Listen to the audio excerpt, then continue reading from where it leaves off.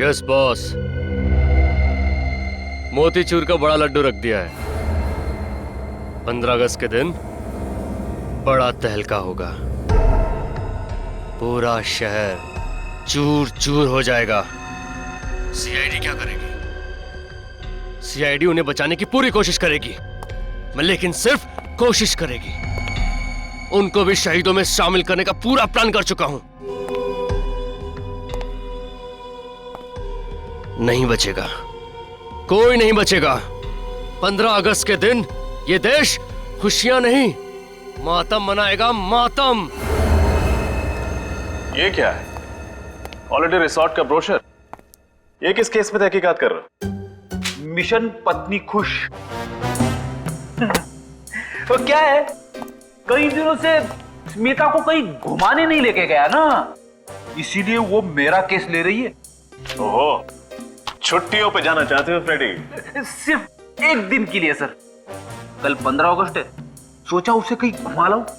नहीं फ्रेडी, कल 15 अगस्त जरूर है, लेकिन तुम्हें छुट्टी नहीं मिल सकती। लेकिन फ्रेडी, जब हमारे देशवासी खुशियां मनाते हैं तो हमें और भी चौकन्ना रहना चाहिए, क्योंकि हमारे देश की सुरक्षा ही हमारी जिम्मेदारी है। Yes sir. सर ये ज्योत्सना है और उनकी बेटी सोनिया आपसे मिलना चाहते हैं।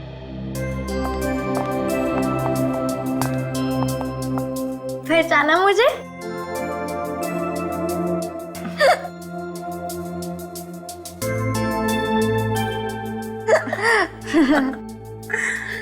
पांच साल पहले आपने तो मेरी जान बचाई थी। जी हाँ सर, उस वक्त सिर्फ ये 10 साल की थी। अच्छा, कौन से केस में बेटा? School picnic kidnapping case. Oh, अच्छा अच्छा अच्छा अच्छा। अरे तुम तब कितनी बड़ी हो गई हो, हैं? कौन सी क्लास में पढ़ती हो बेटा? सर ये 10वीं में पढ़ रही है। अच्छा, वेरी गुड। तो बताओ कैसे आना हुआ? सर हमारे स्कूल में ना कल इंडिपेंडेंस डे का फंक्शन है, तो आप जरूर आना प्लीज। अच्छा,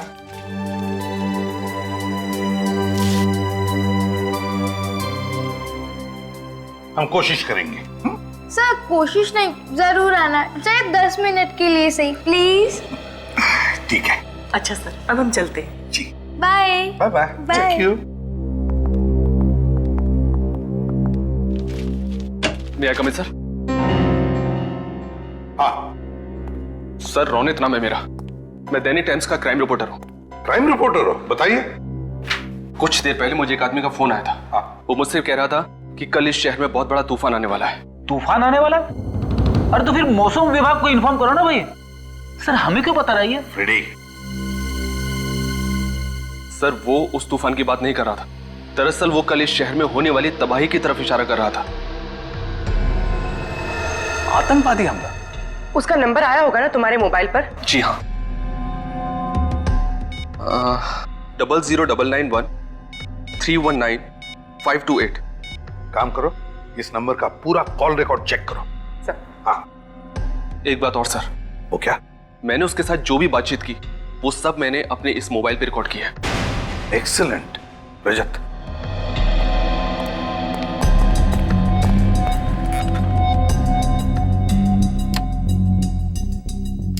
थैंक यू। पत्रकार महोदय, कल की ताजा खबर आज सुन लो। कल 15 अगस्त के दिन एक बार फिर आम जनता को आजादी मिलेगी। उनके जीवन के टेंशन और परेशानियों से उनको हम मुक्ति दिलाएंगे, हमेशा के लिए। कौन बोल रहे हो तुम? कौन बोल रहे हो? यमराज। ध्यान से सुनो, पूरब से पश्चिम तक ऐसा सैलाब आएगा, 2 4 6 8 नहीं, सैकड़ों सवारियों को डुबा ले जाएगा। इतना छाप देना कल के अखबार। लेकिन सर दहशत फैलाने वाला शायरी क्यों बोलेगा? सर मुझे तो लगता है किसी ने मजाक किया। नहीं रजत, इसे मजाक मत समझो, जरूर इस धमकी के पीछे कुछ न कुछ तो छुपा है। फिर से सुनो, जरा वॉल्यूम बढ़ा। यमराज, ध्यान से सुनो, पूरब से पश्चिम तक ऐसा सैलाब आएगा। हाँ सर, कोई चिल्ला चिल्ला के कुल्फी बेच रहा है। नत्थू की कुल्फी, नत्थू की कुल्फी। नत्थू की कुल्फी, नत्थू कुल्फी वाला। सर, एक नत्थू कुल्फी वाले को मैं जानती हूँ, वो मेरे कॉलेज के पास बैठता था। तो फिर इस नत्थू कुल्फी वाले को पकड़ो, उठाओ उसे। कुल्फी, नत्थू की कुल्फी ले लो। कुल्फी सर ये देखिए, नत्थू की कुल्फी ले लो। ये रही नत्थू कुल्फी वाले की दुकान सर। कुल्फी वाला, नत्थू कुल्फी वाला, नत्थू की कुल्फी ले लो। कुल्फी। हाँ साहब। हम लोग सीआईडी से आपसे कुछ बात कर सकते हैं? जी कहिए।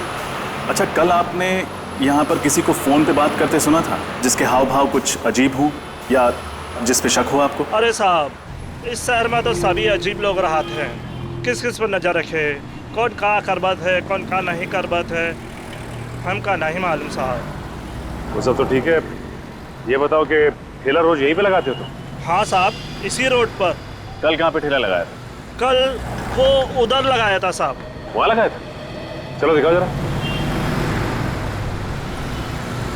ई साहब, इधर लगाए थे हम। बाकी सब दुकानें तो खुली हुई हैं, एक ये ही जगह बंद है, क्यों?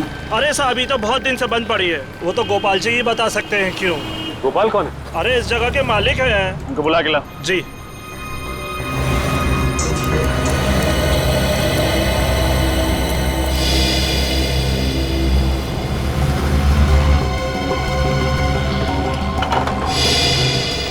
ताला तो पहले से ही खुला हुआ है सर।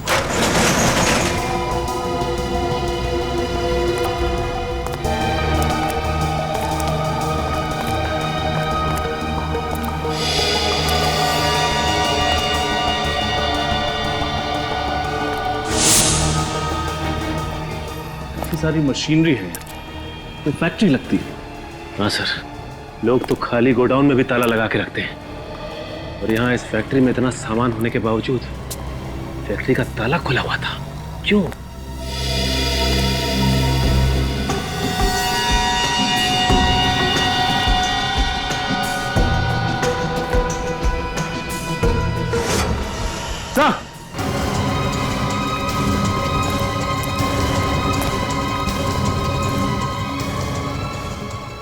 माय गॉड, मर चुका है सर। सीने पे गोली मारी है किसी ने, ताजा है घाव, अभी भी गोली लगी है।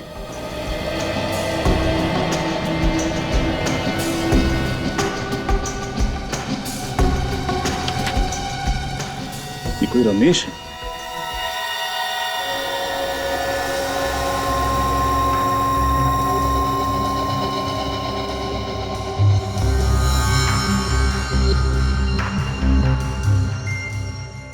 तारिका, जरा इसे चेक करो, क्या है ये? सर,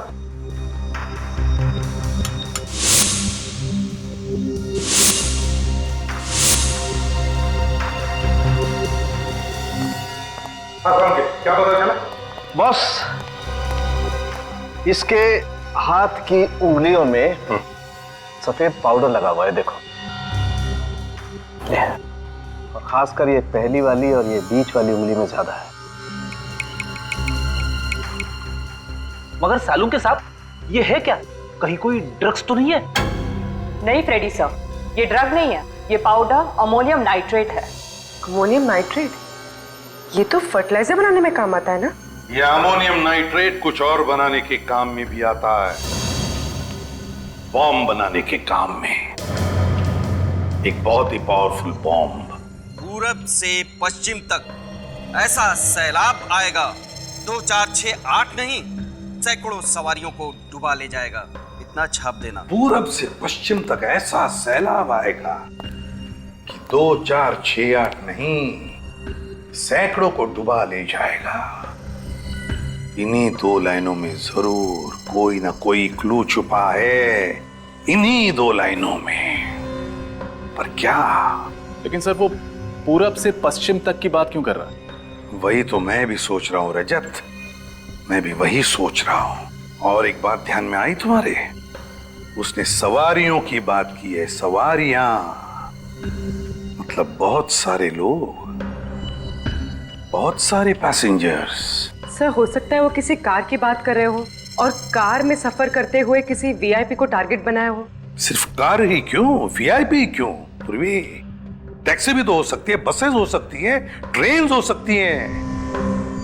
ये आतंकवादी अमोनियम नाइट्रेट का बॉम्ब एक आदमी को उड़ाने के लिए नहीं, बल्कि बहुत सारे लोगों को उड़ाने के लिए इस्तेमाल करेगा। तो फिर सर पता कैसे चलेगा कि आतंकवादियों का टारगेट कौन है और क्या है सर?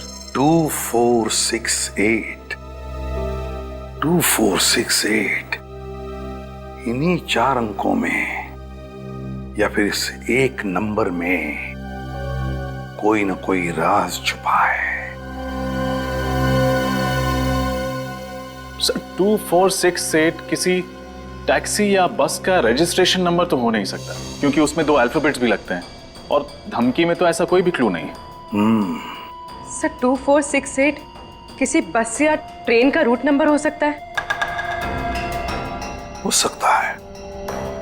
पता लगाओ इस नंबर के बारे में, 2468 के बारे में, जल्दी। सर लेकिन रजत, 2468 किसी ट्रेन का भी तो नंबर हो सकता है। 2468 अप, 2468 डाउन। सर एक बात समझ में नहीं आई, जो भी ये बॉम्ब ब्लास्ट करना चाहता है वो हमें इस बारे में बता के वार्निंग क्यों दे रहा है?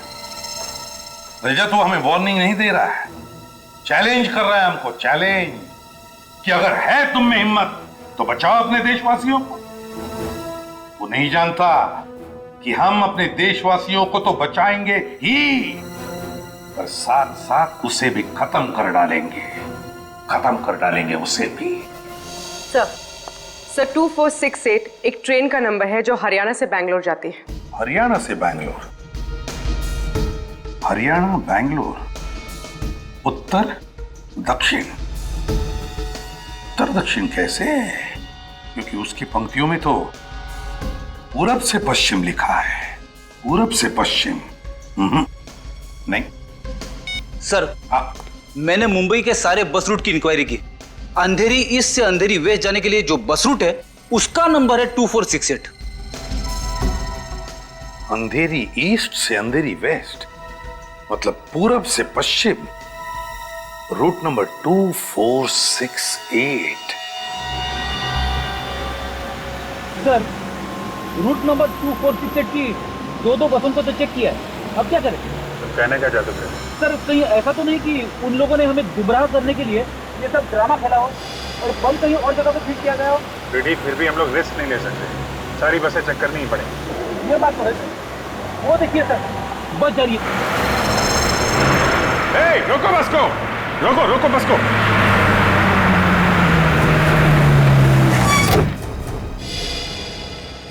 एक्सक्यूज मी, आप सभी लोग जरा बस से बाहर चले जाइए। क्यों, क्या हुआ? हम लोग नीचे क्यों उतरे? देखिए हम लोग सीआईडी से हैं, इमरजेंसी है, प्लीज निकलिए और अपना सामान लेके निकलिएगा। कोई भी सामान यहाँ मत छोड़िएगा, ले जाइए सब।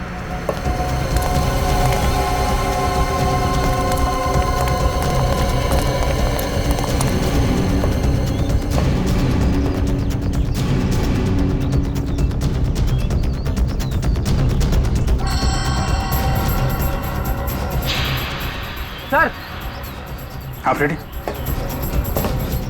सर नीचे छाता रखा है।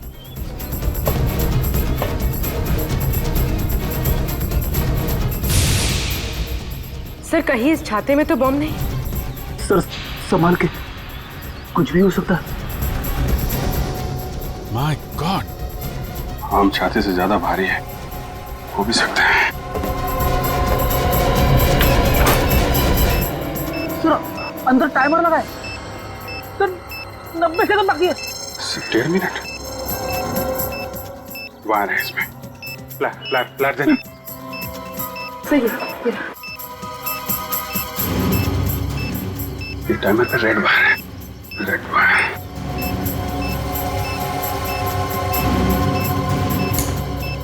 सर टाइमर तो अभी भी चल रहा है और सिर्फ 30 सेकंड बचे। सर जल्दी करिए।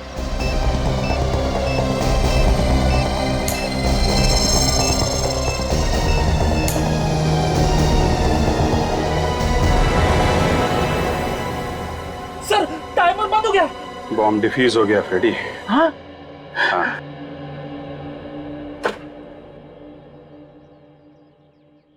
जब हमें ये बॉम्ब मिला था तो ब्लास्ट होने में सिर्फ 1.5 मिनट बाकी थे।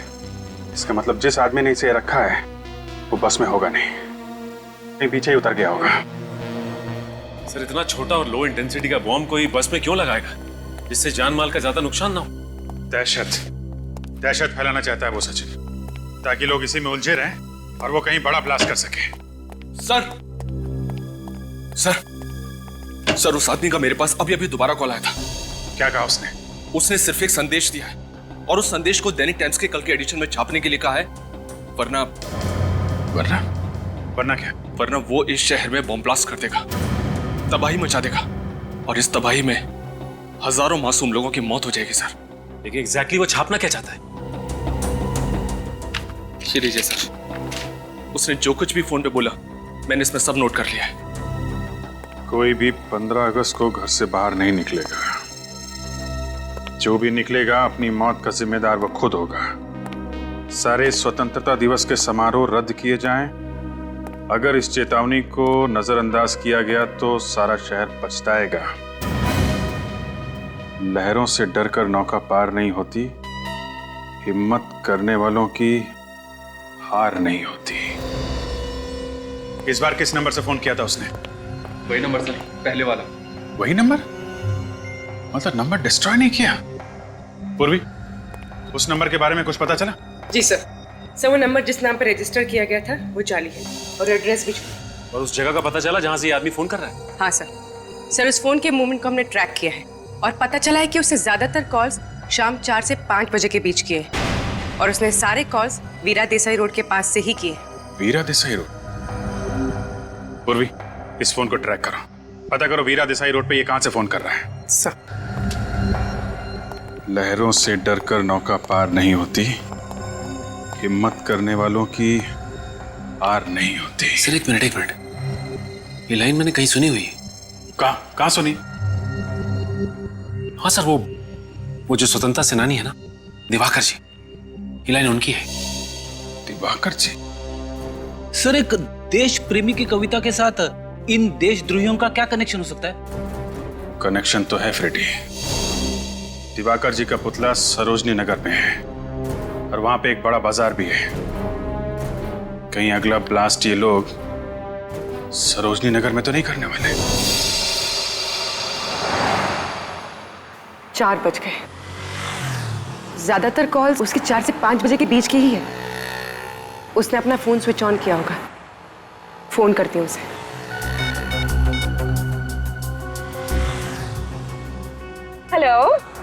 हेलो, हाँ जी, मैं प्लाज्मा बैंक से अनुराधा बोल रही हूँ। सर, आप हमारी बैंक का ऑफर सुन लीजिए। देखिए सर, ये क्रेडिट कार्ड आपको बिल्कुल फ्री में मिलेगा और आपकी क्रेडिट लिमिट है। कोई क्रेडिट कार्ड नहीं चाहिए। हेलो, काट दिया? इसका नंबर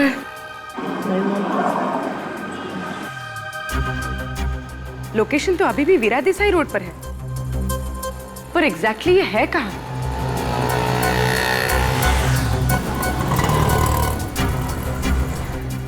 पीछे से कांच की क्रॉकरी की आवाज आ रही थी और म्यूजिक भी चल रहा था।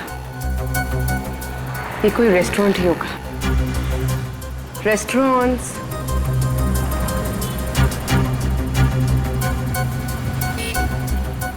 यहाँ पास में तो 40 रेस्टोरेंट्स हैं।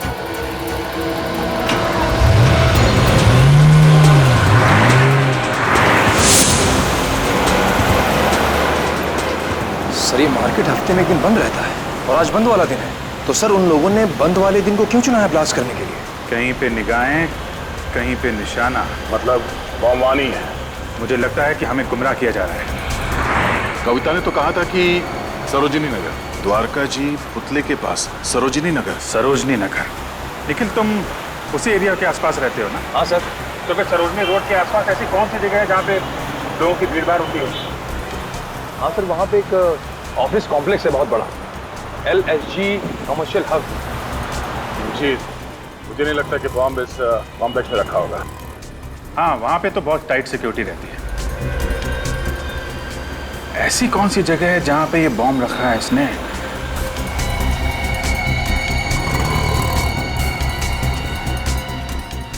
सरोजिनी नगर के पास एक जॉगिस पार्क है और उसका नाम भी सरोजिनी पार्क है। कहीं बॉम्ब वहां तो नहीं? हेलो, नहीं सर, अभी पता नहीं चला। Okay sir, okay. दूसरे नंबर से ट्राई करती हूँ।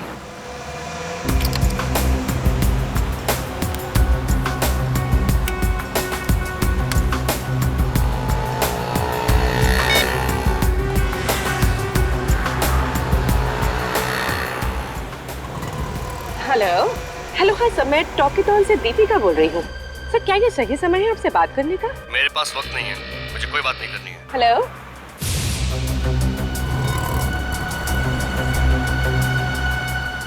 ये कोई रेस्टोरेंट में तो है, और इस बार ग्राइंडर की आवाज आ रही थी। कॉफी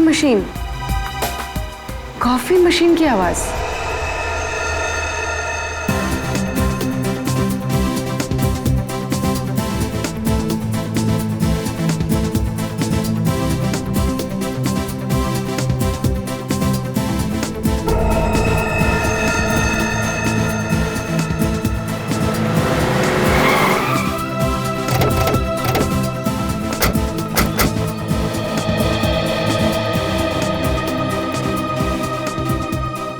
सर यहाँ तो बहुत सारे लोग हैं, क्या करें?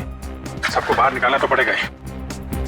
प्लीज आप लोग बाहर जाइए, प्लीज प्लीज बाहर निकलिए यहाँ से। आइए, हम लोग सीआईडी से हैं, आप लोग बाहर जाइए। जल्दी चलिए प्लीज। कम ऑन, जल्दी। प्लीज प्लीज सब लोग बाहर चलिए जल्दी।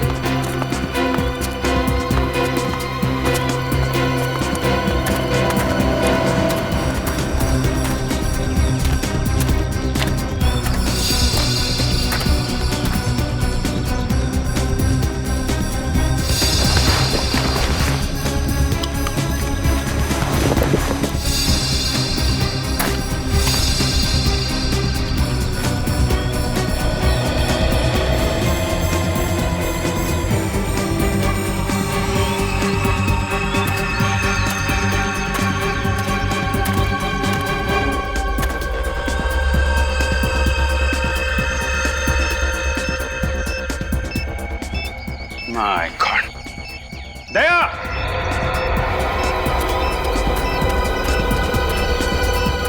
हाँ विजय,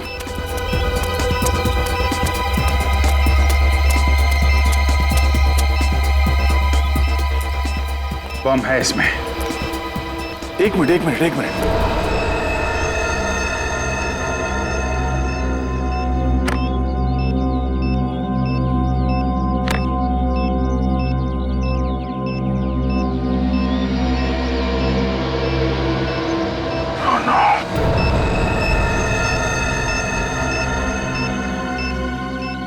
सर बॉम्ब स्क्वाड को बुलाऊं? सिर्फ 58 सेकंड है हमारे पास, हमें कुछ करना पड़ेगा। बॉम्ब लो इंटेंसिटी का लगता था। हाँ अभिजीत, अगर बॉम्ब फटा तो कम से कम 6-8 लोग तो मरेंगे। 1 2 3 4, ये 4 वायर है। सर सिर्फ 37 सेकंड बचे हैं सर। क्या करें? ये बाहर का है, इसको काट देते हैं। ये वाला काट दो।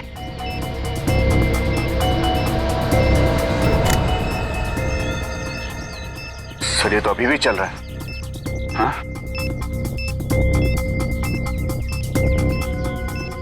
येलो, रेड एंड ब्लू, तीन वायर है। से ट्राई करें? ये नहीं दया, ये टाइमर से जुड़ा हुआ है। येलो।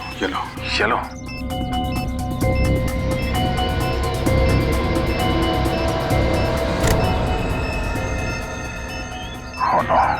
सर 12 सेकंड बचे हैं सिर्फ। 2 ही बचे हैं, क्या करें? इन दोनों में से कोई एक काटूं? नहीं दया, 50-50 का चांस है, कुछ भी हो सकता है। सर सिर्फ 9 सेकंड बचे हैं सर। एक ही रास्ता है, छोड़ो।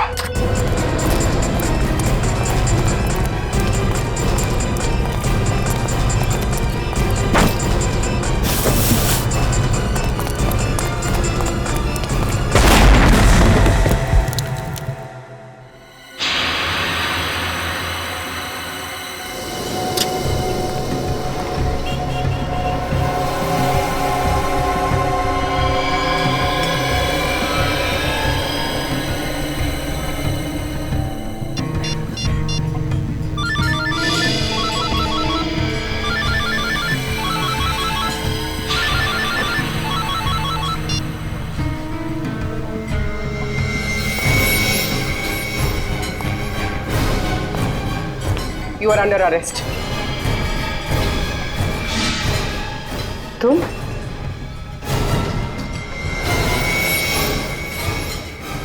आप लोगों में से किसी ने भी वहां उस झाड़ के पास किसी आदमी को देखा था? देखिए प्लीज, किसी को कुछ भी मालूम है हमें बताइए, हमारी मदद कीजिए प्लीज। मैंने देखा था। आपने देखा था? हाँ।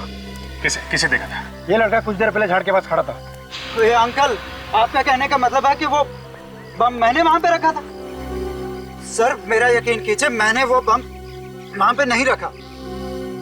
वैसे तुम्हें देखकर लगता नहीं है कि तुम यहाँ पर जॉगिंग करने के लिए आए थे। क्या करने आए थे? सर मैं अपनी गर्लफ्रेंड की फोटो ले रहा हूँ। वो फोटो देख सकता हूँ? अगर कुछ पर्सनल नहीं है तो थैंक यू।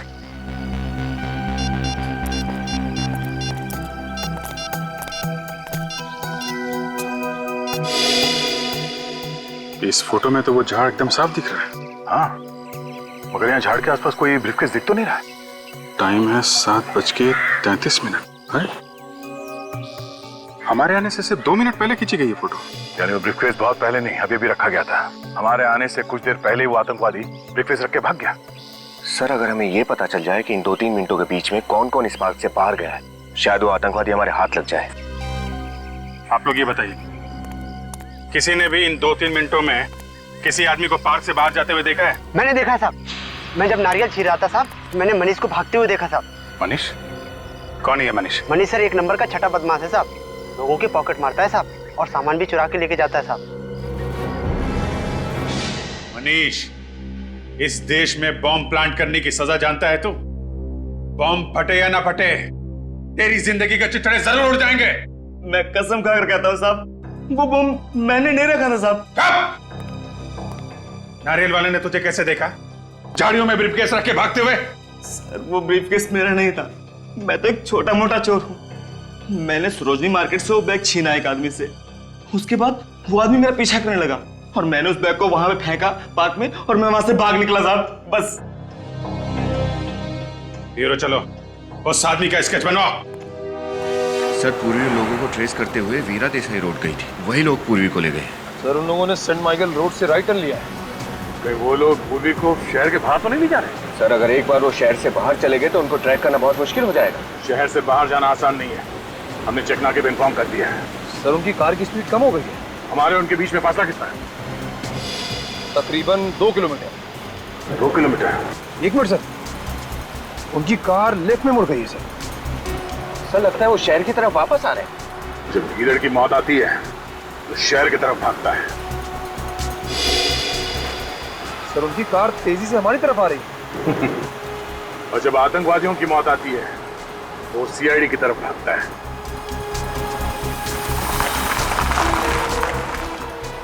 सर, उनकी कार मेन रोड पे रुक गई है। यहाँ से कितनी दूर है? सर, आधा किलोमीटर। आधा किलोमीटर?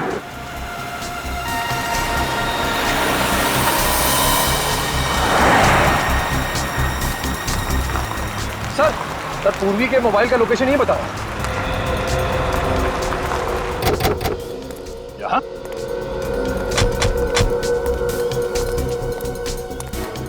मगर ना पूर्वी है यहाँ पे, ना आतंकवादी, ना ही कोई गाड़ी। सर, सिग्नल तो आ रहा है सर। सिग्नल आ रहा है? हाँ सर, ये देखिए। विनीत, सर फोन लगाओ पूर्वी को।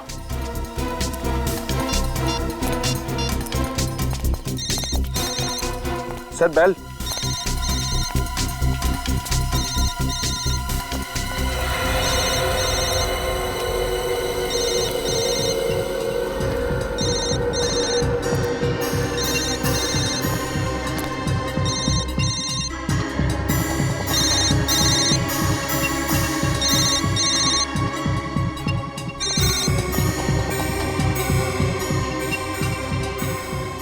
पूर्वी का मोबाइल।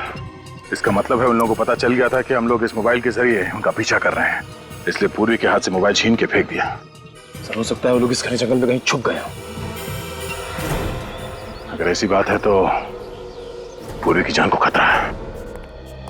क्या पता चला पूर्वी के बारे में? कुछ नहीं सर, दया सर और निखिल उसके पीछे ही गए। और उसके फोन रिकॉर्ड्स क्या बताते हैं?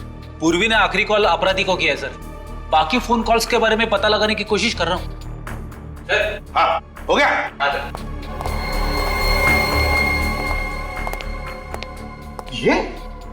रोनित?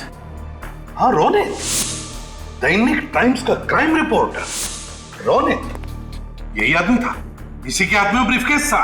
हाँ सर, इसी के हाथ में था सर। इसका मतलब है ये रोनित हमें गुमराह कर रहा था, लो इंटेंसिटी बॉम्ब्स के बारे में इंफॉर्मेशन देता रहा और जानलेवा बॉम्ब कहीं और ही प्लांट कर दिया है। सर, हाँ ये देखिए सर, पूर्वी के मोबाइल में आखिरी नाम मारवे लिखा है। मारवे? कितने बजे? 6 बजे सर। 6 बजे? और दया ने पूर्वी के लोकेशन के बारे में कितने बजे फोन किया था? करीब 6 बजे सर। इसका मतलब पूर्वी ने जानबूझ के ये नाम अपने मोबाइल में लिखा। हाँ, पूर्वी ने जानबूझकर ये नाम अपने मोबाइल में लिखा और फिर जानबूझकर वो मोबाइल भी वहीं पर गिरा दिया, उसी जगह पर जहां उसे छुपाया गया है। मारवे, मारवे। पूर्वी ने अपना काम तो होशियारी से किया, अब हमारी बारी है।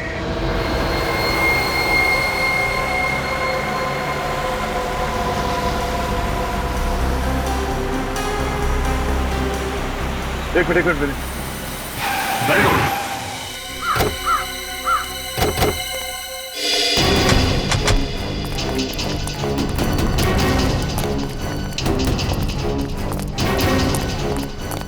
रोनित की कार यहां पर?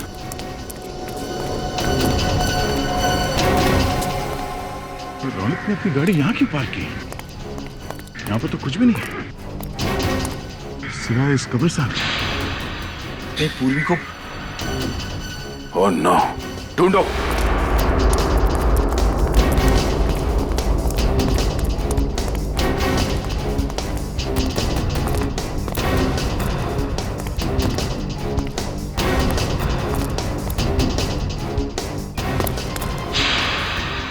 सर,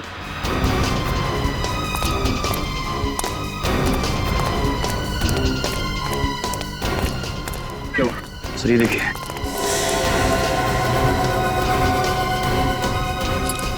पूर्वी की घड़ी। पूर्वी की घड़ी? लेकिन गाड़ी में से फाड़ा निकाल जल्दी। सर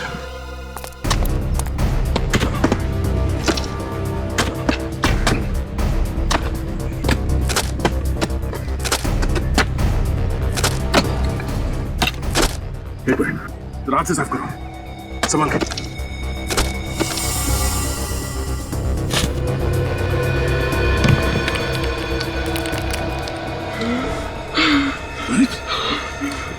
जिंदा ही है, निकालो उसे।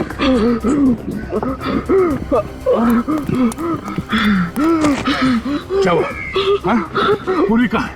पूर्वी कहाँ है रोनित? हाँ? क्या हुआ? पानी पियो, पानी पियो, पानी पियो। पूर्वी कहाँ है? हाँ? पूर्वी कहाँ? पूर्वी कहाँ है? हाँ बोलो, हाँ? पूर्वी कहाँ है? उधर। संभाल के।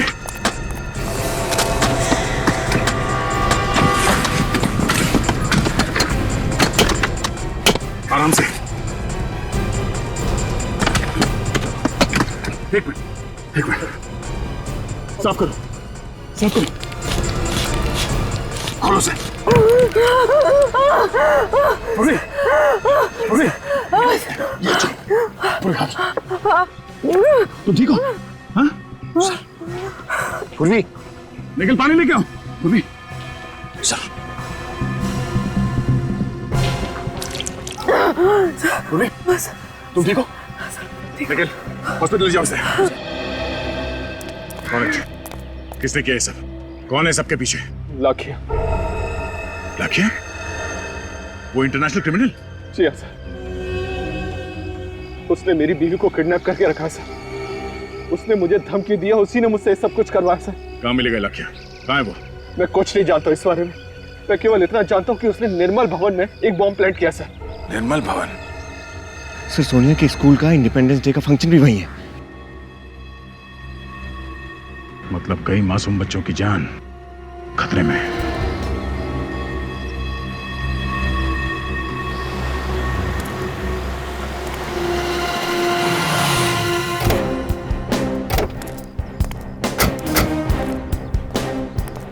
ये निर्मल भवन है, पर यहाँ तो कोई भी नजर नहीं आ रहा है। यहाँ भी बम क्यों लगाएगा? लेकिन सर, रोहित ने तो दया सर को निर्मल भवन के बारे में ही बताया। चलो देखते हैं।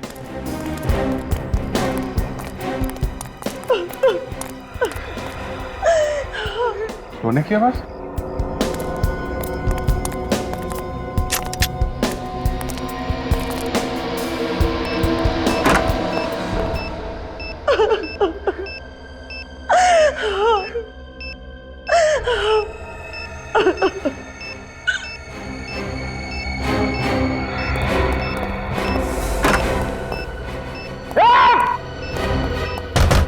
दरवाजा खोलो।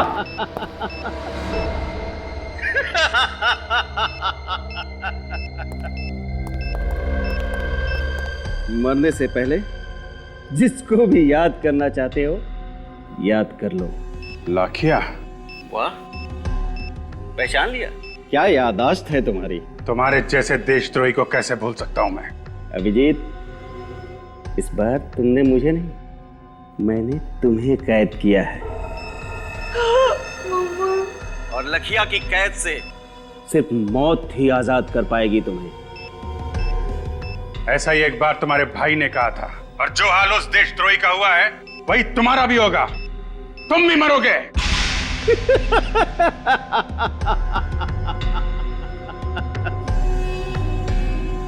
फिलहाल तो तुम अपनी जान बचाने की कोशिश करो। 10 मिनट से भी कम वक्त है तुम्हारे पास, और ये डेटोनेटर है मेरे पास। अब तुम क्या करोगे? उसकी चिंता तुम मत करो। तुम चिंता करो फांसी के फंदे की। सीआईडी से कभी जीत नहीं सकते तुम। अभिजीत, कभी जीत तुम्हारी हुई थी, अभी जीत मेरी होगी, सिर्फ मेरी।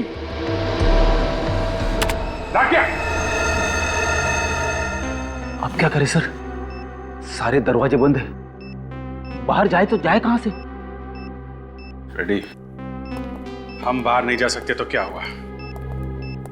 बाहर वाला तो अंदर आ सकता है। क्या मतलब?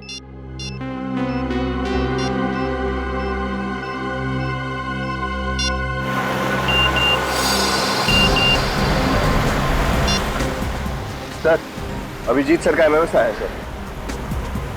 ये तो लाखिया। अभिजीत ने इस एमएमएस में लाखिया की फोटो क्यों भेजी? और ये क्या? लाखिया के पीछे ये होटल ग्रैंड व्यू का गेट दिख रहा है। मतलब लाखिया इस वक्त इस होटल के सामने खड़ा है। सर, हम निर्मल भवन पहुंच गए थे। नहीं, गाड़ी घुमा दो। अभिजीत के एसएमएस का मतलब ये है कि हमें लाखिया को पकड़ना है। मगर तुम लोग फंस कैसे गए? फंक्शन तो शाम को था ना? हाँ सर, फंक्शन शाम को था, लेकिन किसी ने फोन करके हमें कहा कि रिहर्सल चल रही है, और फिर देखिए, घबराइए मत, सब ठीक हो जाएगा।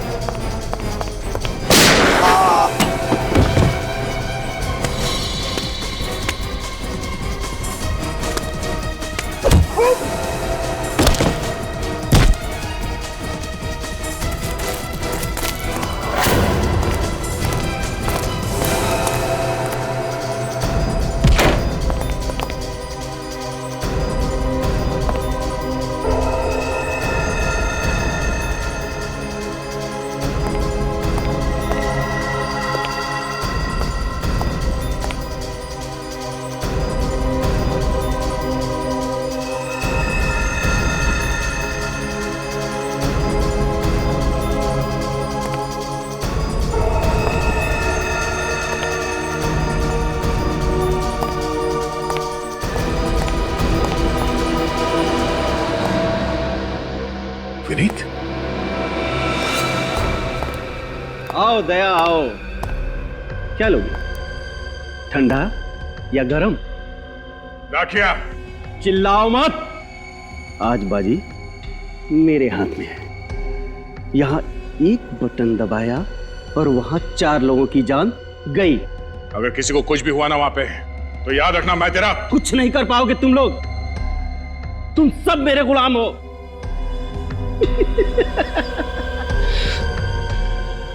अब गन नीचे और हाथ ऊपर रखते हो कि दबाऊं?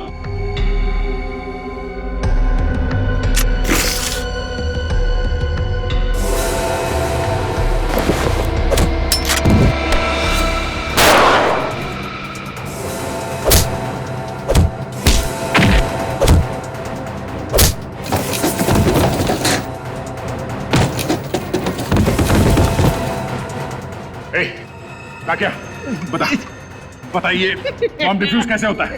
हाँ? बॉम्ब डिफ्यूज कैसे होता है? बताता है या? सिर्फ 2 मिनट बचे। बचा सकते हो तो बचा लो। देख लाख्या,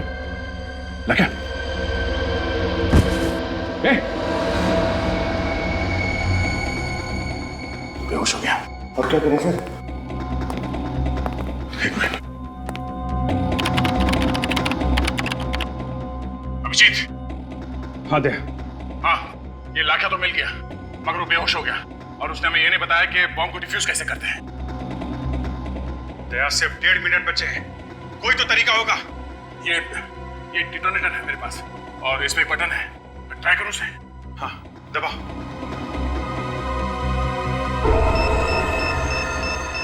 सर, बॉम्ब तो डिफ्यूज नहीं हुआ है। कुछ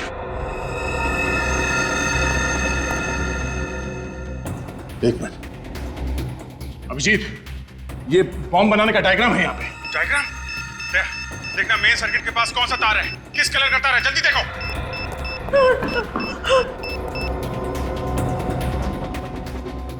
एक मिनट ये जल्दी करो प्लीज।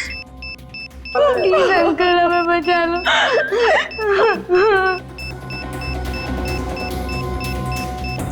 लाल। 15 सेकंड बचे सर जल्दी। सर 15 सेकंड बस। कौन सा कलर है दया? येलो। अंदर के सर्किट से कनेक्टेड है येलो वायर। ये पीला वाला वायर काट दो अभिजीत, पीला वाला। दया, आर यू श्योर? एक बच्ची और उसकी मां की जिंदगी का सवाल है दया। हाँ, पीला काटो।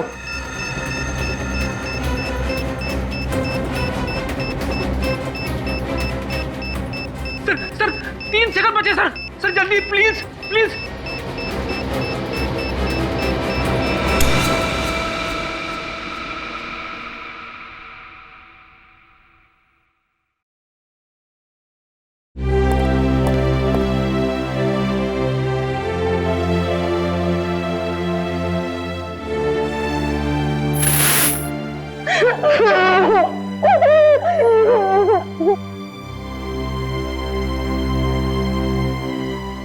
थैंक यू सर, आपने हमारी 2 बार जान बचाई। Thank you.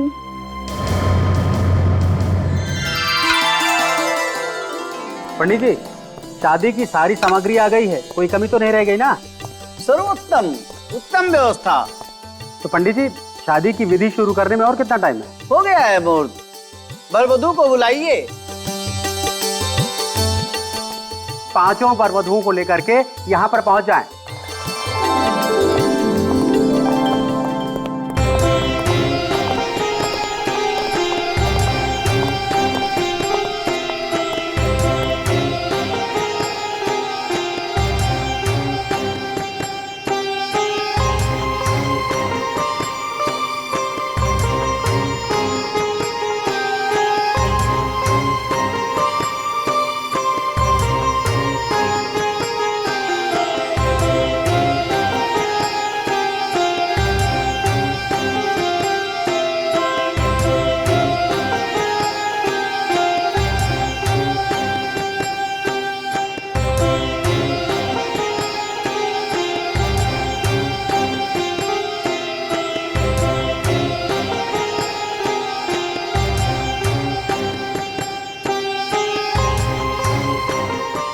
वर वधू एक दूसरे को माला पहनावे। वागरथायुधं प्रक्तो वागर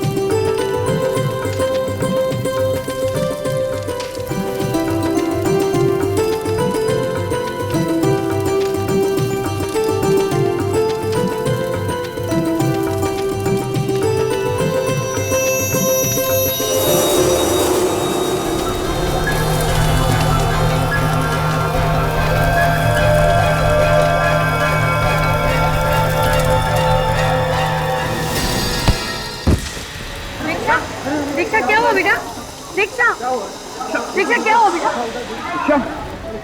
क्या हुआ दीक्षा दीक्षा क्या हुआ दीक्षा?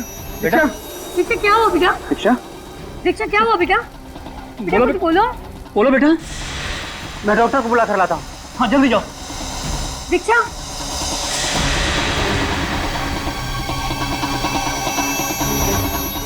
गले में गले में गले में गले में क्या? बेटा बेटा बोलो ना। दीक्षा कुछ बोलो ना बेटा। डॉक्टर बस 5 मिनट पे आ रहा है। दीक्षा कुछ बोलो बेटा। अरे अरे कोई पानी ला जल्दी से।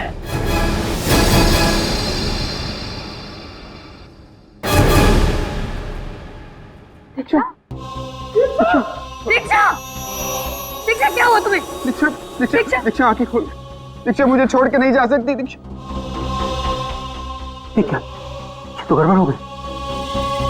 इस सीआईडी को इन्फॉर्म कर देना चाहिए। सर मैंने आपको फोन किया था, मैं यहाँ का मैनेजर हूँ, मेरा नाम दिनेश है। ये देखिए। आइए, आप लोग साइड में जाइए प्लीज, प्लीज और साइड में जाइए। आइए आइए। पूरा एरिया सील करवा दो। Yes sir.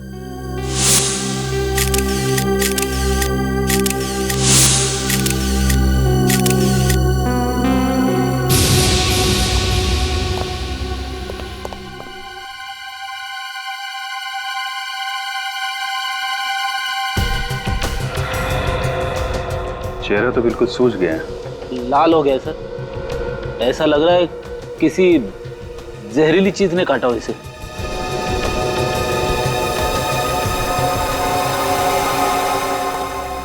आपके साथ शादी होने वाली थी दीक्षा की?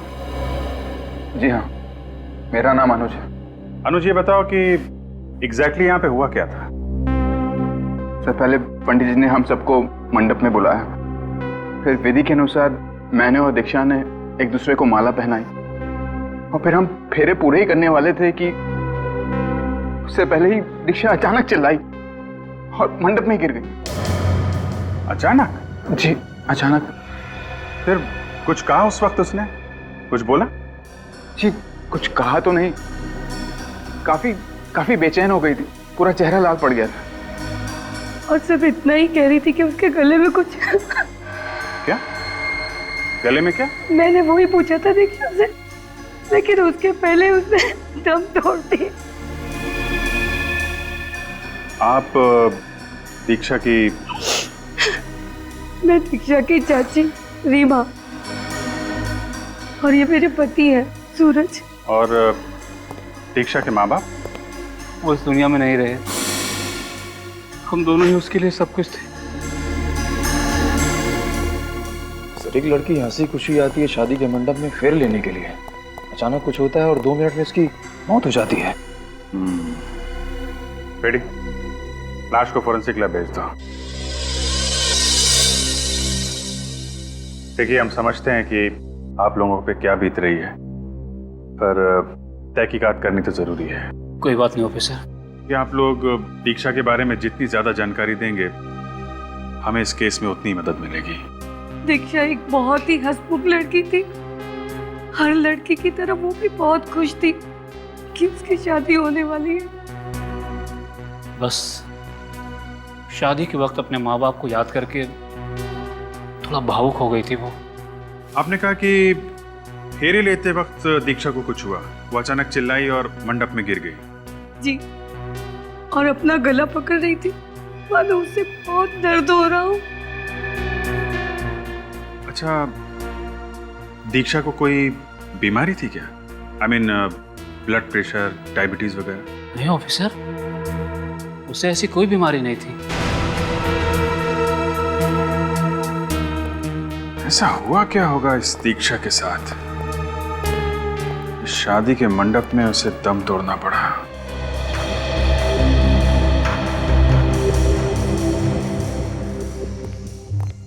हाँ सर, कुछ पता चला किस वजह से मौत हुई दीक्षा की?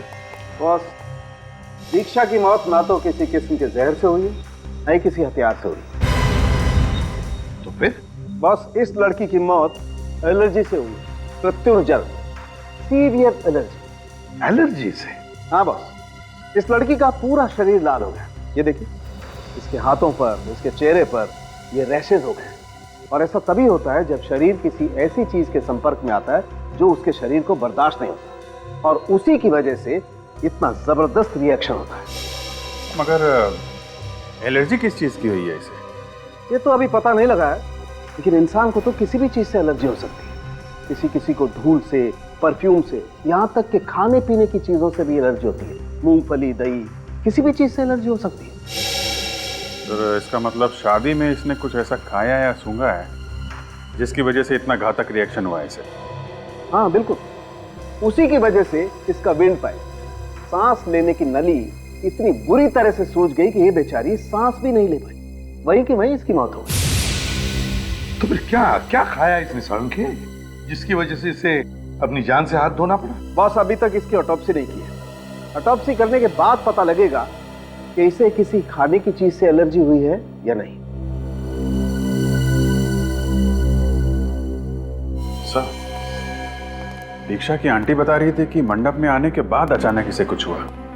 ये इसने अपना गला पकड़ लिया, कुछ बोलने की कोशिश कर रही थी, मगर अचानक गिर गई और फिर इसकी मौत हो गई। मगर अभिजीत, एक बात समझ में नहीं आ रही है। अगर दीक्षा को किसी बात की, किसी चीज की एलर्जी थी तो ये बात उसके अंकल आंटी को तो पता होनी ही चाहिए थी, है ना? आप लोग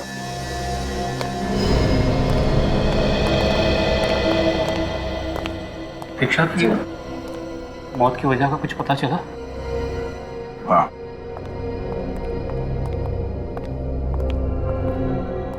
क्या पता चला? क्या हुआ था मेरी बच्ची को? एलर्जी। एलर्जी? कैसी एलर्जी? क्या दीक्षा को किसी चीज से एलर्जी थी? किसी चीज से उसे उत्तेजना होती हो जिससे जलन या परेशानी होती थी उसे? देखिए, मंडप में भी दीक्षा किसी ऐसी ही चीज के संपर्क में आई थी जिसकी वजह से उसे एलर्जी हुई और वो एलर्जी बर्दाश्त नहीं कर पाई। पर ऐसी कौन सी चीज हो सकती है सर? यही पता करने के लिए तो हम लोग यहाँ आए।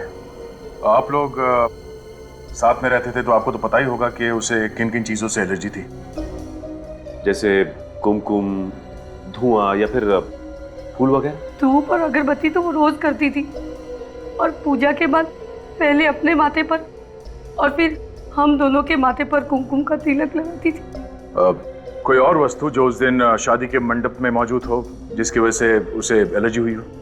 मुझे नहीं लगता सर कि इन्हें कुछ पता होगा, क्योंकि अगर इन्हें कुछ पता होता तो वो वस्तु वहाँ रहने क्यों देते सर? और क्या, उसने हमें कुछ बताया ही नहीं। उसने एक बार इशारा भी कर दिया होता तो हम उस चीज को वहां से तुरंत हटवा देते। तो सर, फिर पता कैसे चलेगा कि दीक्षा को किस चीज से एलर्जी हुई थी? एक किस्सा हुआ था उसके साथ। कैसा किस्सा? कहाँ? कुछ दिनों पहले हम जब होटल में खाना खाने गए थे तो अचानक वो बेचैन हो गई थी। हाँ सर, उसकी आंखें भी लाल हो गई थी और गला भी सूखने लगा था। तो आप लोगों ने उससे पूछा नहीं कि क्या हुआ था उसे? पूछा था हमने, तो उसने कहा कि किसी खाने की खुशबू की वजह से परेशानी हुई है।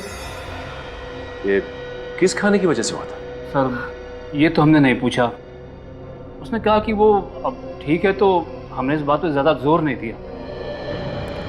सर, हो सकता है दीक्षा को किसी सब्जी या फल की एलर्जी हो। हाँ सर, और उसने गलती से वो खा लिया और उसकी मौत हो गई।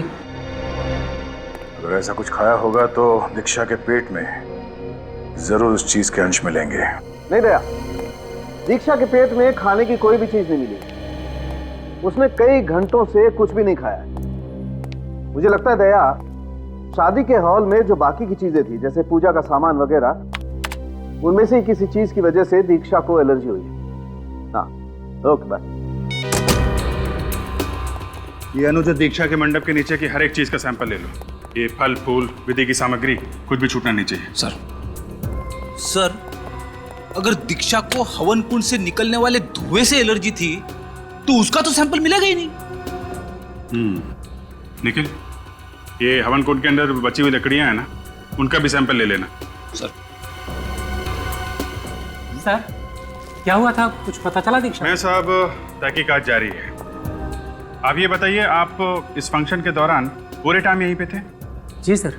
तो मुझे हर चीज की डिटेल्स चाहिए। ये दूल्हा दुल्हन यहाँ पे कब आए थे, क्या विधि हुई और कितने कपल्स की शादी थी? सर, 5 कपल्स की एक साथ शादी होने वाली थी। दोपहर में करीब 1 बजे वर वधू अपने अपने संबंधियों के साथ आ गए थे।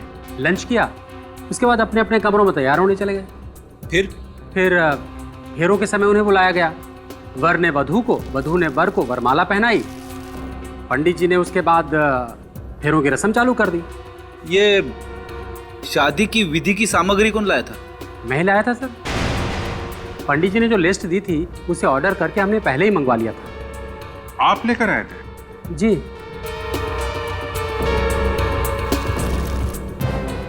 मिस्टर दिनेश, मैं आपको एक बात बता दूं। दीक्षा ने इस मंडप के नीचे किसी चीज को हाथ लगाया जो उसके लिए घातक साबित हुआ। फिलहाल तो हम यहाँ के सारे सैंपल्स लिए जा रहे हैं, लेकिन जरूरत पड़ी तो आपको भी ब्यूरो में आना पड़ेगा।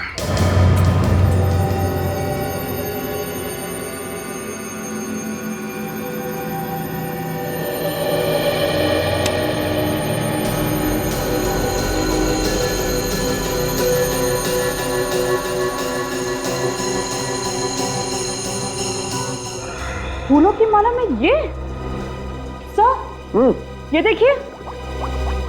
क्या हुआ? देखिए, मशरूम्स। मशरूम? दीक्षा की वरमाला में मशरूम? ओह तारिका, इसका मतलब इस दीक्षा को मशरूम से एलर्जी थी। क्या हुआ सारंगी, तेरा चेहरा ऐसा मुरझाया हुआ क्यों है? मशरूम की वजह से। मशरूम की वजह से? हाँ, और बॉस, इन्हीं मशरूम की वजह से दीक्षा की मौत हुई। क्या? मशरूम से मौत? बड़ी अजीब बात है। हाँ, और ये मशरूम्स हमें दीक्षा की वरमाला में से मिले। दीक्षा की वरमाला में मशरूम कैसे हो सकता है? हो सकता है। तारिका जी ने कहा तो सही कहा होगा। क्यों, तुमको कोई प्रॉब्लम है क्या? मुझे कुछ प्रॉब्लम? ये मशरूम दीक्षा की वरमाला में थे। दीक्षा ने वरमाला पहनी, उसे मशरूम की गंध आई, उसे एलर्जी हुई और इस एलर्जी की वजह से उसकी मौत हो गई। मतलब सर, जिसने भी ये हरकत की है वो अच्छी तरीके से जानता था कि दीक्षा को मशरूम से एलर्जी थी। लेकिन सर, वो कौन हो सकता है? वो कौन हो सकता है? ये दीक्षा के घर वाले या फिर वो फूल वाला जिसने ये वरमाला बनाई? वो बताएंगे।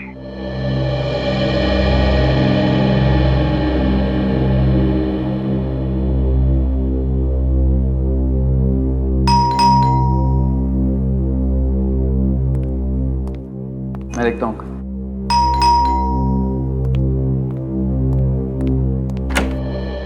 आइए।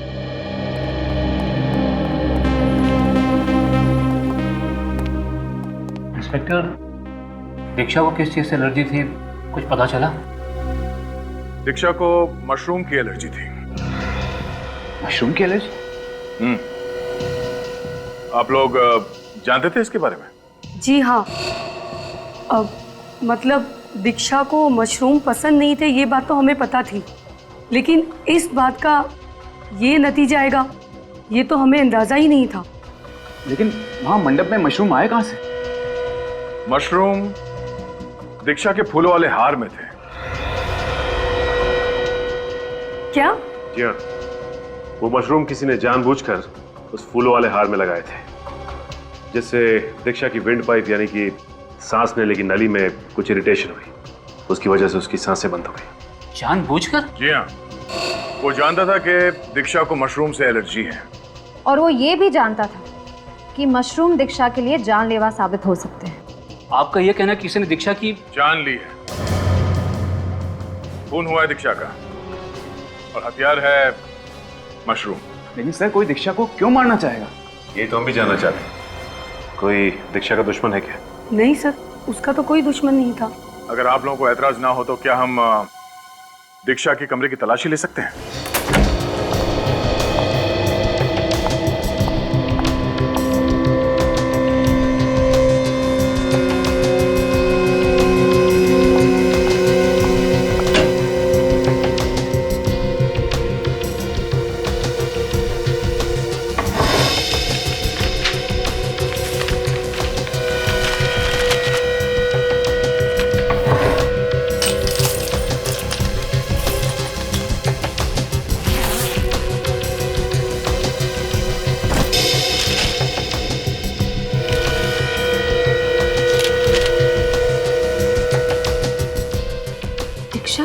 आदमी कौन है? ऑफिसर, ये सुमित है, दीक्षा का पहला मंगेतर। यानी दीक्षा की शादी पहले किसी और के साथ तय हुई थी?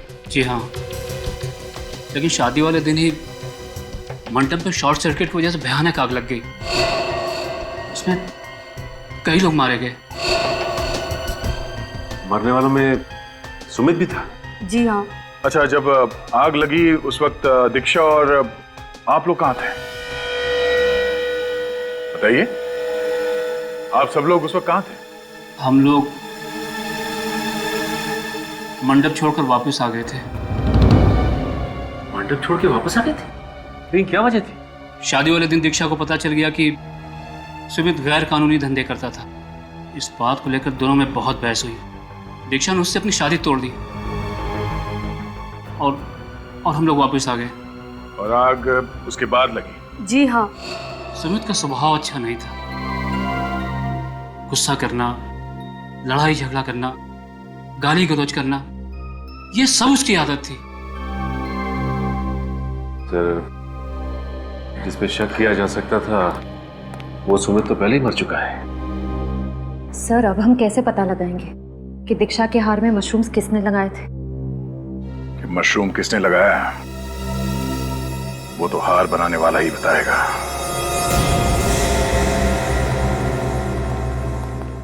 हाँ हाँ, सारी मालाओं में गुलाब के फूल रहेंगे, टेंशन मत लीजिए आप। हाँ हाँ, 9 बजे तक डिलीवरी हो जाएगी। कहिए साहब, क्या चाहिए आपको? मशरूम की माला। मशरूम की माला? देखिए, हम मशरूम की माला नहीं बनाते और ना ही मशरूम बेचते हैं। कल जो सामूहिक विवाह हुआ था उसमें तुम्हारे यहाँ से 5 वरमालाओं की डिलीवरी हुई थी, जिसमें से एक में मशरूम लगाए गए थे। क्यों? हाँ, डिलीवरी जरूर मेरे यहाँ से हुई थी, लेकिन हमने कोई मशरूम नहीं भरा था उसके अंदर। उस माला में लगी हुई मशरूम की वजह से एक लड़की को एलर्जी हुई और उसकी मौत हो गई। क्या? मौत हो गई? सर, मैं सच कह रहा हूँ सर, हमने ऐसी कोई माला नहीं बनाई है जिसमें मशरूम हो सर। देख, सच बता दे, उस माला में मशरूम आया कहाँ से? सर, मुझे नहीं पता कहाँ से आया।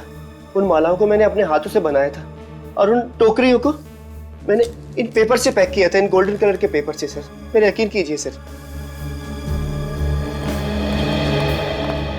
अगर मालाओं में मशरूम इसने नहीं मिला है तो फिर किसने मिला है?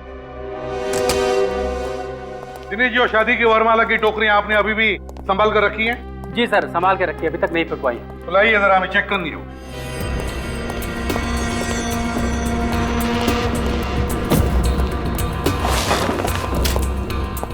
कुछ देख रहे हो तुम दोनों? हाँ सर, बाकी सभी टोकरियों पर गोल्डन कलर का पेपर चढ़ा हुआ है। सिर्फ ये एक टोकरी है जिस पर सिल्वर कलर का पेपर है। ये नंबर्स, इनका क्या मतलब है? मैडम, हमने कपल्स को कुछ नंबर दिए थे, तो वही नंबर्स हमने टोकरी पर डाल दिए। और दीक्षा और अनुज को कौन सा नंबर दिया गया था? 4 नंबर। 4 नंबर। डिलीवरी किसने ली टोकरियों की? सर, फूल वाले से डिलीवरी तो हमने ही ली थी, लेकिन मैं बहुत बिजी था, तो रवि को हमने प्रॉप रूम की चाबी दे दी थी कि वो टोकरियां वहां पर रख दे। Prop room? कहाँ है आपका प्रॉप रूम? सर, इस तरफ। चलिए दिखाइए। आइए सर। आप ये टोकरियां लेकर आइए।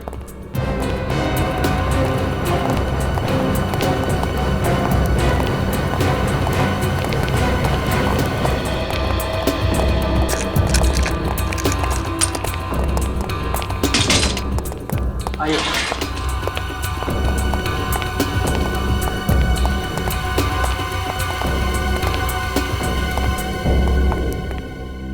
तो ये है वो जगह जहां पर ये सारा शादी का सामान रखा जाता है? हैं? टोकरियां यहीं पर रखी थी? जी सर, ये यहाँ इस टेबल पे। अच्छा, टोकरियां यहां पर रखी थी।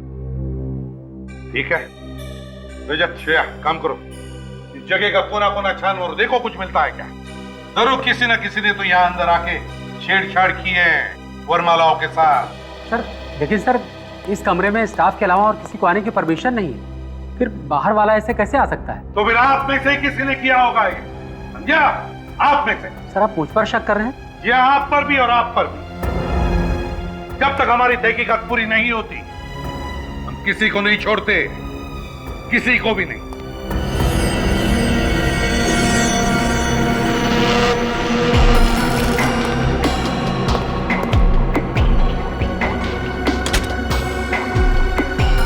सर। हाँ, आपका अंदाजा बिल्कुल सही निकला। मशरूम्स। शायद जल्दबाजी में ये मशरूम यहीं छूट गया। हाँ, तो इसका मतलब है ये मशरूम दीक्षा की वरमाला में यहीं पर लगाए गए। बताइए दिनेश जी, क्या कहना है आपको? लेकिन सर ये कैसे मुमकिन है? ऐसे मुमकिन है, चाबी से इस कमरे का ताला खुलता है ना? और आपने क्या कहा था कि जब ये टोकरियां वरमाला की डिलीवरी के लिए आई थी तब आपने चाबी रवि को दी थी या नहीं? जी सर। तो हो सकता है इस खून में रवि का हाथ हो। बताओ रवि, बताओ, इतनी सारी टोकरियों में से सिर्फ दीक्षा की वरमाला में मशरूम लगे कैसे? मैंने कुछ नहीं किया है सर। लेकिन इस कमरे में तो सिर्फ तुम ही आए थे ना? मेरा विश्वास कीजिए सर, मैं तो यहाँ ये टोकरियां रख के वापस लौट गया था। तो फिर ये हुआ कैसे? कैसे हुआ ये? एक मिनट सर, लेकिन जब ये टोकरियां रख के मैं बाहर ताला लगा रहा था तो मैंने कुछ आवाजें सुनी। 2 4 5 इन्हें तो यहाँ रख दिया, बाकी का हाँ मिठाई वाला।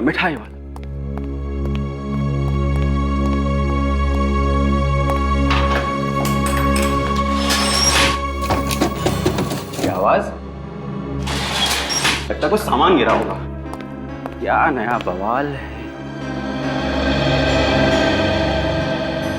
यहाँ तो सब ठीक है, बाहर से आई होगी।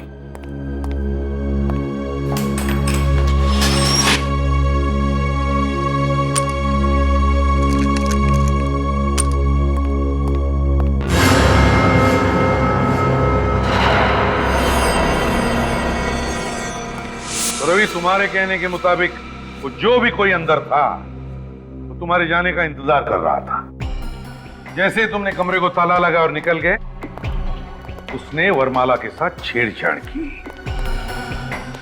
और सर, उन नंबर्स की मदद से खूनी को पता चल गया कि दीक्षा की टोकरी कौन सी है। हाँ, लेकिन एक बात समझ में नहीं आ रही है, तो जो भी कोई अंदर था जिसने ये छेड़छाड़ की होगी, वो कमरे के बाहर गया कैसे?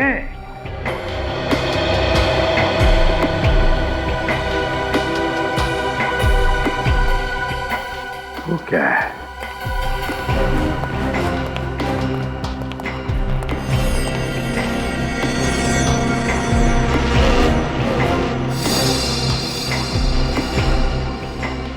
ये देखो,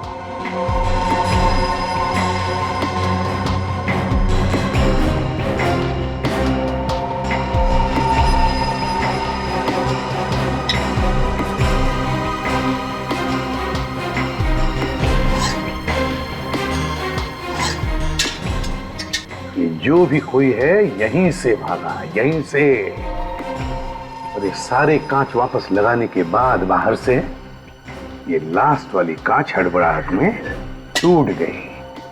बाहर चलकर देखते हैं।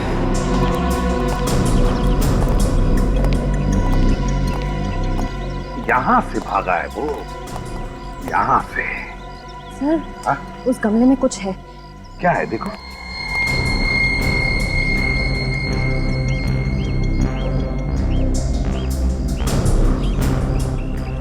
Sir,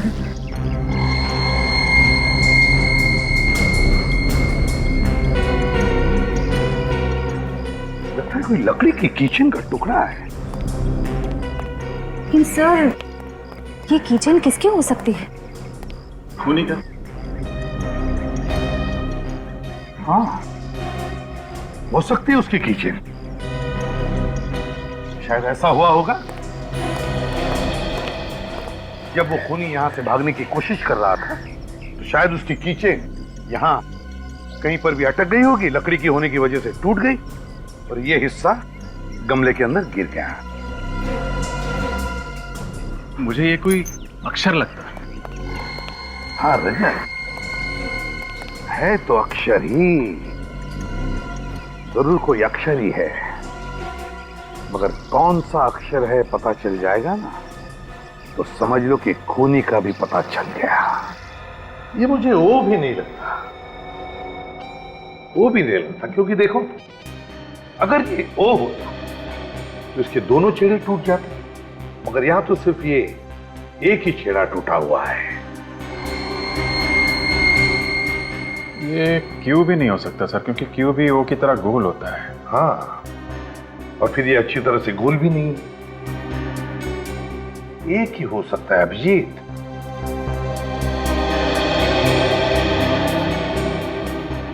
S. Yes sir. हाँ? ये एस ही होगा सर। अभिजीत, अगर ये एस अक्षर है तो हो सकता है खूनी का नाम इस एस अक्षर से शुरू होता है। सर इससे तो दीक्षा के अंकल का भी नाम है, सूरज।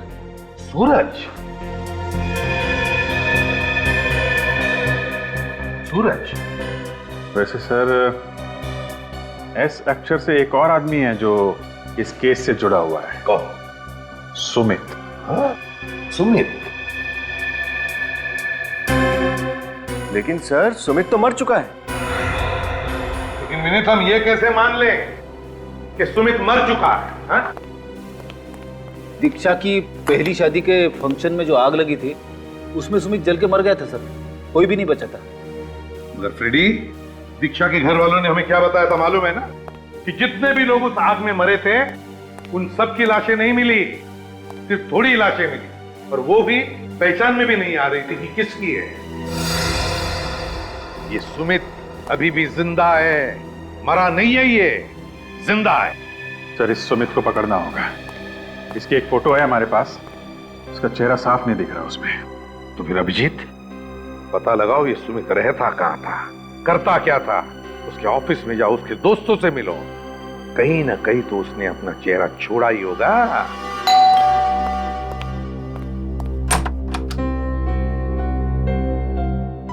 जी हाँ मिस्टर राजीव जी,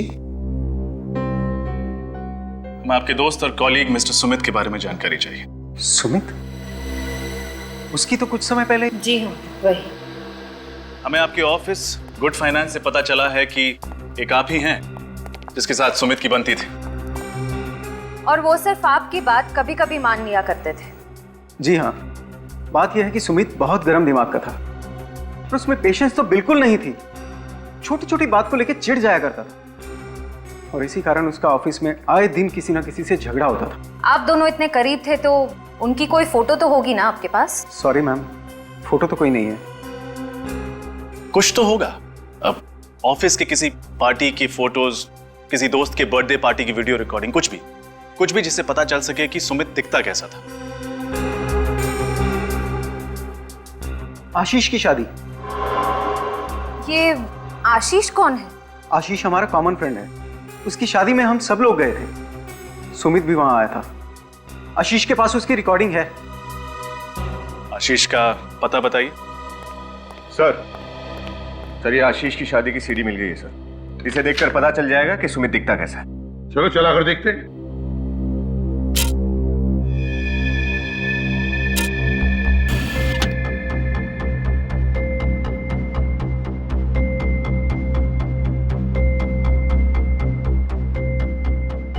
सर ये है सुमित, ये चश्मे वाला।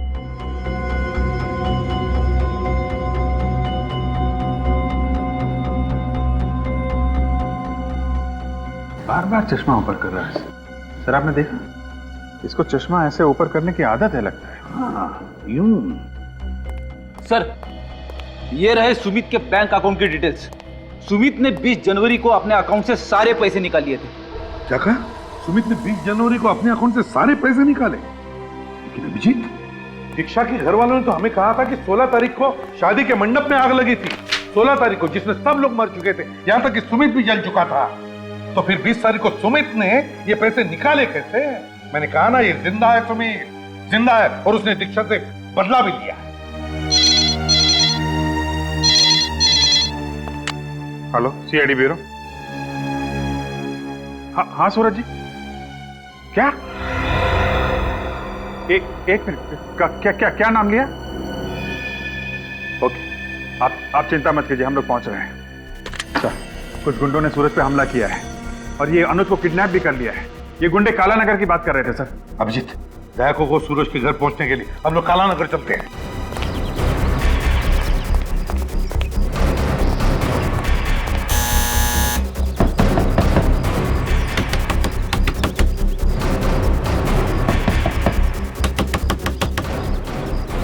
सर ये तो दरवाजा ही नहीं खोल रहा।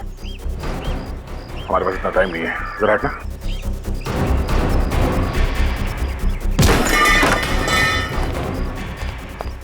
ये क्या? ये कमरा तो पूरा तहस नहस हो गया। हाँ, जरूर कुछ हुआ है।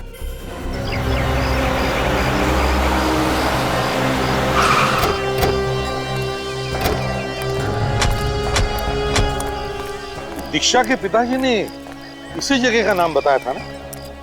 यस सर, उन्होंने किडनैपर्स की बातें सुनी। किडनैपर्स अनुज को काला नगर ले जाने की बातें कर रहे थे। काला नगर? किडनैपर्स ने जरूर अनुज को यहाँ जंगल में ही छुपा के रखा होगा।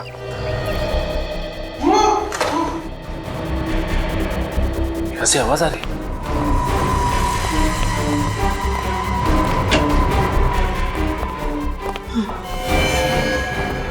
सूरज जी, बोल लो। श्रेया, जल्दी से एम्बुलेंस को फोन करो। सर, किसने मारी गोलियां? इन्हें तो कई गोलियां लगी। कैसे वो? कौन थे वो लोग? सर, और आपकी बीवी कहाँ है? सर, हाँ, बोलिए। ढका हुआ चेहरा ढका हुआ था। अनुज को कैसे ढूंढेंगे? जरा अनुज को फोन लगा के देखो। पहले दीक्षा, फिर उसके अंकल, और अब ये अनुज। कहीं अनुज उसका अगला शिकार तो नहीं हो जाए? सर। हाँ, और उसका फोन नॉट रीचेबल आ रहा है। क्या? अनुज का फोन नॉट रीचेबल आ रहा है? हाँ सर। तुम्हारे फोन में नेटवर्क तो है? कैसे हो सकता है? अगर अनुज को जंगल में छुपा के रखा तो उसका फोन तो ऑन होना चाहिए था। हाँ? क्या दिखाना चाह रहे हो? क्या है वहां पे?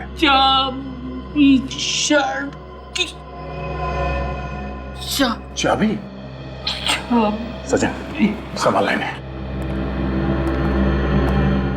चाबी?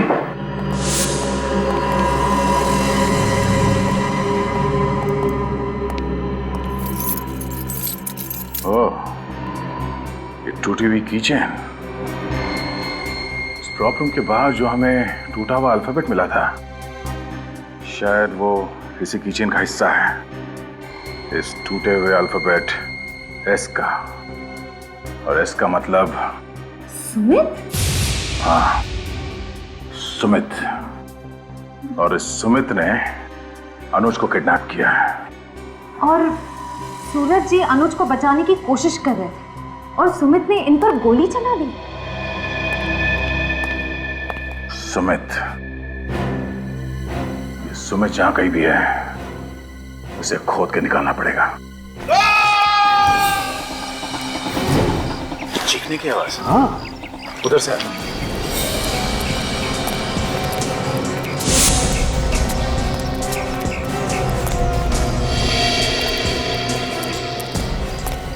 अरे अनुज,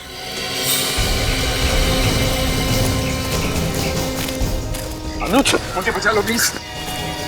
छोड़ो उसे।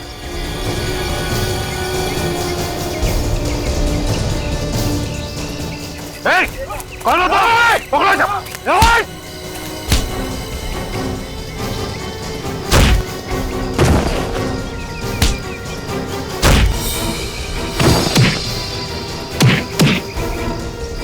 कुछ नहीं होगा अनुज।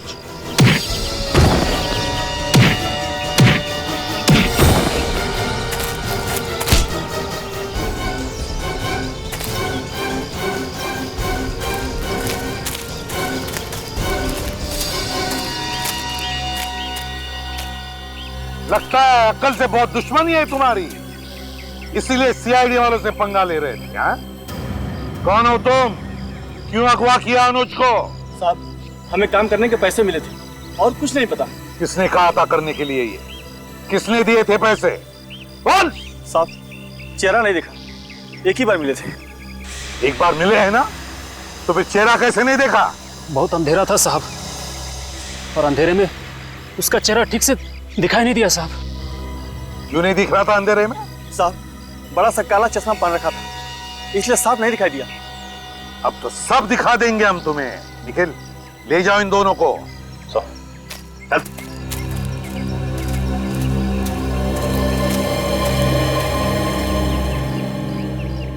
हाँ अनुज। अच्छा वो सर, अब टाइम पे आ गए, नहीं तो इन दोनों ने तो मुझे मार ही दिया होता। कुछ नहीं होगा तुम्हें अनुज, अब हम लोग आ गए ना, कुछ नहीं होगा। ये बताओ कैसे हुआ ये सब, कब हुआ? सर मैं और अंकल घर पे बैठे हुए थे, आंटी नहीं थी। अचानक ये दोनों किडनैपर्स घर में घुसा और इन्होंने मेरे सर पर बंदूक रख दी। इनसे बचकर अंकल ने आपको फोन करके इत्तला तो कर दी, लेकिन इन किडनैपर्स ने अंकल की बात सुन ली और तुरंत अंकल को गोली मार दी और मुझे जबरदस्ती उठा के यहाँ ले आए। पता नहीं कौन है सर जो मेरी जान का दुश्मन बना बैठा है सर।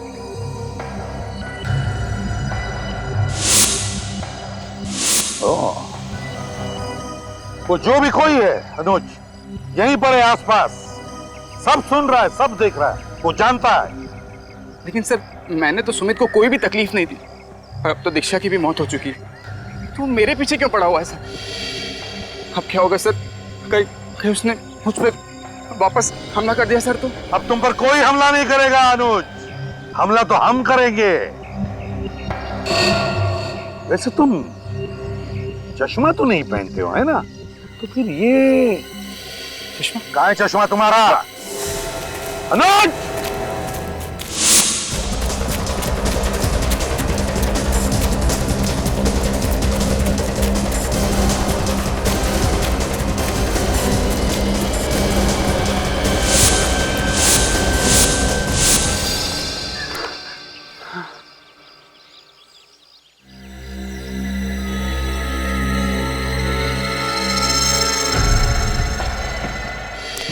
बहुत भाग लिए, थक गए होंगे। पानी वानी पियोगे मिस्टर अनुज या सुमित कहूं? मेरे रास्ते से हटा मुंडा। धमकी देने से पहले इतना तो सोच ले कि तेरे पास हथियार है भी या नहीं।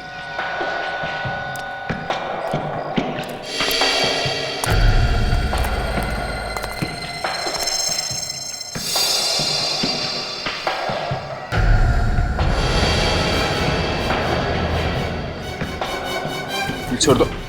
छोड़ दे? बहुत दौड़ा है मिस्टर अनुज, मगर सीआईडी को बेवकूफ बनाना आसान नहीं है मिस्टर सुमित। हाँ, दीक्षा से बदला लेना चाहता था मैं, क्योंकि उसने शादी वाले दिन हमारे मंडप में मुझसे शादी तोड़ के मेरा और मेरी फैमिली का अपमान किया था। दीक्षा तुमसे शादी नहीं करना चाहती थी, तो क्या तुम उस पर जबरदस्ती करते? हाँ? लेकिन यही बात वो मुझे शादी से पहले भी बता सकती थी ना, उसने शादी वाले दिन मुझे क्यों बताया? क्योंकि उसी दिन उसे तुम्हारे गैर कानूनी करतूतों के बारे में पता चला था। क्या करती वो बेचारी? हाँ? बेचारी नहीं थी, बेचारे तो थे मेरे माँ बाप, मेरे भाई बहन, जो उस मंडप में लगी आग में जलकर मर गए। लेकिन मैं बच गया। मेरा चेहरा, और तुम्हारा चेहरा जल गया तो तुमने प्लास्टिक सर्जरी करवाई, नया नाम लिया, नया चेहरा बना, नई जिंदगी बन गई, और फिर दोबारा तुम दीक्षा की जिंदगी में घुस गए। हाँ, तुम इसके करीब आए, उसे शादी के लिए मना लिया और शादी के मंडप तक उसे ले आए। हाँ? हाँ, क्योंकि मैं भी उसे मंडप में ही मारना चाहता था। तरीका भी क्या आजमाया? मशरूम से मौत। क्योंकि तुम दीक्षा के इतने करीब आ गए थे, तुम जान गए थे कि उसको मशरूम से एलर्जी। हाँ, दीक्षा के चाचा को गोली क्यों मारी? क्योंकि एक एक करके मैं दीक्षा की पूरी फैमिली को खत्म करना चाहता। तो फिर तुमने अपनी किडनैपिंग का नाटक क्यों किया? ताकि मुझ पर सीआईडी को शक ना हो। शक तो तुम पर आखिर तक नहीं था अनुज। नया नाम, नया चेहरा, नई जिंदगी, मगर आदतें वही पुरानी। नाक पर चश्मा ठीक करने की आदत, उसी आदत ने तुम्हें फंसा दिया अनुज, उसी आदत ने। भगवान ने तुम्हें आग से बचाकर एक नई जिंदगी दी थी, मगर बदले की आग में तुमने वो भी गंवा दी। बेचारी दीक्षा को मार डाला, तुम्हें तो फांसी होकर ही रहेगी। इस तरह के और भी एपिसोड देखने के लिए हमारे चैनल को सब्सक्राइब करें और बेल आइकन दबाना ना भूलें।